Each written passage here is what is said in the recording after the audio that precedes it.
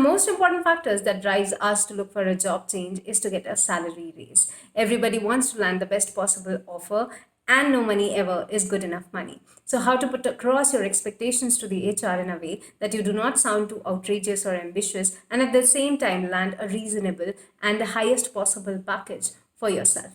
Well, I do this almost on a day-to-day basis and from the other side of the table. So I thought, why not make a video which would help you negotiate your best possible salary offer in just 4 simple tips and tricks. Hello everyone, this is Pankhuri Jain and I have created this channel to help you with your day-to-day struggles at workplace and with your career so that you are ready to walk that corporate talk with me. Tip number 1 is to research and research well. You have to know your market. You cannot just go ahead and quote any random number out of the blue. You have to know what other people with a similar skill set, similar experience, and in the similar domain are earning across the industry. This way, you would be able to come up with a reasonable number that should be paid to you in case you are selected for the role. You can get a fair idea of what other people with similar skill set and with similar experience are earning by going through these portals like Glassdoor and Indeed.com. You can also speak to your friends who are at similar positions across the industry. Tip number 2 is to let them quote a number first.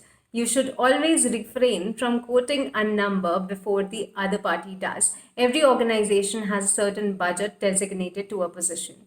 If you quote a number which is lesser than the designated budget, you're more likely to land the lower offer. So put yourself in a more powerful position and in a position where there is more room for negotiation. In case the HR manager probes you to get a number from you before they make an offer to you, which they most certainly will, you can get away with the following. I'm open to discuss this further as the interview process unfolds. By then, I would know more about the company and the job role, and hence I will be in a better position to quote something. However, I will consider any reasonable offer. I think you are in a better position to define what value would I bring to your organization, which after all is the key factor that should decide how much am I worth to you. I would be happy to accept any reasonable offer. Once you are through with the interview process and are in a better position to quote a number, you can say, based on my research and what I understand about the role and the company, I think so and so number should be a competitive salary number for me. However, I am open to discussion and willing to accept any reasonable offer. Remember, you should not be afraid of negotiating the best salary offer for you.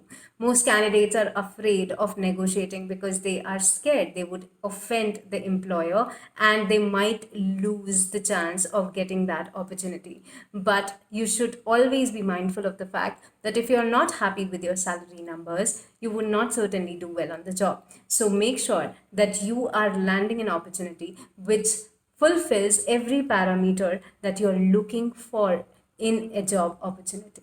Tip number 3 is to know your number and quote a specific number. You should know what you are expecting from your next job role in terms of compensation and quote a specific number because that will show that you have researched well, you know what you want, and you are sure what exactly you're looking at from your next job role. If you are expecting a specific number, do not shy away from quoting that number because if you quote a range, you are more likely to end up getting an offer that is on the lower end of the range. However, it can be tricky finding that one specific number and not sounding too rigid in your ask by quoting only one specific number. So how do you come up with the best range that will get you best of both worlds? It's actually quite easy to identify the range. All you have to do is do your market research and find the average number that is being paid to the people who are at the similar skill set and at similar experience in the industry. This number should be the number which is the ideal number which you are willing to settle for, and this would form the lower end of your range. The range always should be very narrow and the upper end of the range should be a slightly higher number than the number which you are willing to settle for. So there should be not much of a gap between your ideal number, the number that you're willing to settle for, and the number that will make you very happy and ecstatic about the job. This way, even if the company decides to offer you a number which is on the lower end of the range, you will know that you are getting a number which is in sync with the market standards and you are being paid well. On the other hand, if you get lucky and the company decides to offer you the number that was on the higher end of the range that you quoted, you will have landed the best possible offer. Tip number 4 is to know and look at all the salary components and take advice from your friends when negotiating on an offer. If an organization is not able to work around your fixed salary component, there are always other options, other components in the compensation structure which can be negotiated with. Go for options like joining bonus, retention bonus, a performance based bonus, or insurance premiums, travel plans, vacation packages so that it enhances your total compensation package, your total cost to company looks good. Lastly, I would suggest talk to your friends, talk to your mentors, and find a coach. Now, personally speaking, I gave an interview 4.5 years back with a very huge organization. Things did not work out at that point in time, and I did not join that organization, but I did keep in touch with the recruiter. This person was really experienced, way more experienced than me, was very knowledgeable, and was with a huge brand name. Eventually, we developed a rapport, and 4.5 years later, till date, he is one of those people who I go to with every career related problem or any situation where I need advice from an expert. He has been an incredible guide, mentor, and a friend throughout, and has given me best possible advice from time to time in my career. So it's always advisable to find one such person from the same industry who you can trust for guidance. It will also give you a perspective from a third person's point of view, and you will be able to come up with the right decision.